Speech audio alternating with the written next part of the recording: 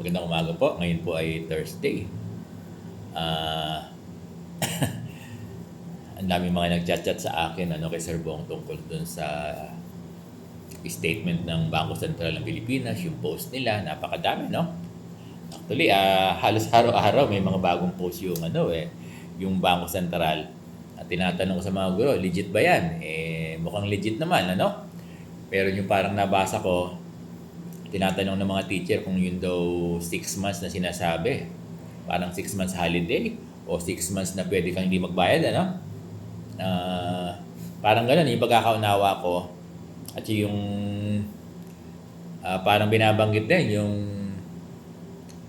pagmamodify ng loan term ng 3 to 5 years, no? Nabasa ko din kahapon. So kung binabago yung loan term, pwede yan na 7 to 10 years, ano? Kaya lang, dear teachers, sa mga nababasa natin na mukhang pabor dun sa gusto nating mangyari, no? Yung mga nababasa natin na post na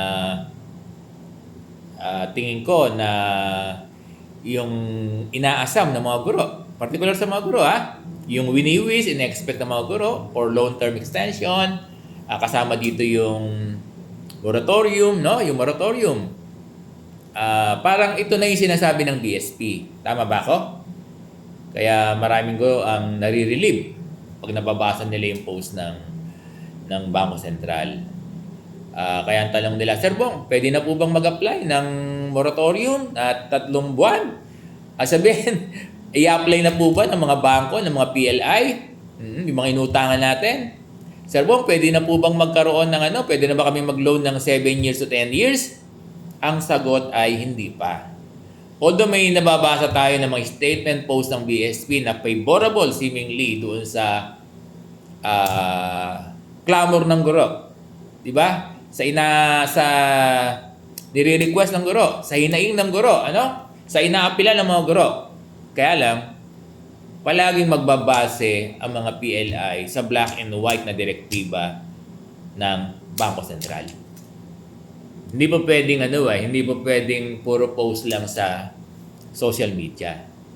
May execute ito, may implement ito kung may hawak ng mga black and white, kasi nagtanong ako kahapon kay Myrtle ng East West Bank. Di ba? Kaibigan natin yan, East West Bank.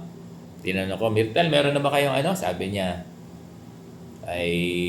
Sir, wala pa po. Wala pa po kaming hawak na utos from DepEd. Pwedeng ganun, Kasi parang ang nila ay manggagaling sa DepEd, yung direktiba. Or, direkta mismo sa Bangko Sentral. Kaya lang, to my understanding kasi, wala pang hawak.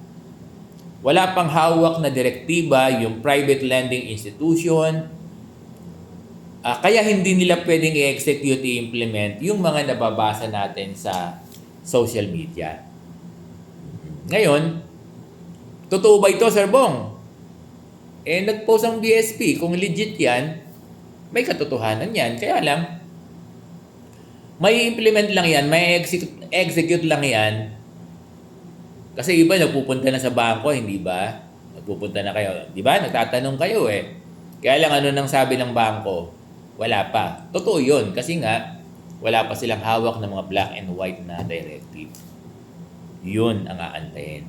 Kapag dumapo na sa mga opisina ng mga PLI, yung direktiba, either from the DepEd, di ba? Or from the Bangko Sentral ng Pilipinas o galing sa Malacanang, dun pa lang mag-a-act ang mga bangko. Dun pa lang may implement, may execute ang mga bangko. Yung kautusan ng moratorium, kung 6 months o 3 months, hindi natin alam. Yung extension ng loan, pwedeng 7 years o 10 years, yun ang bagay na aantayin pa natin din, teachers.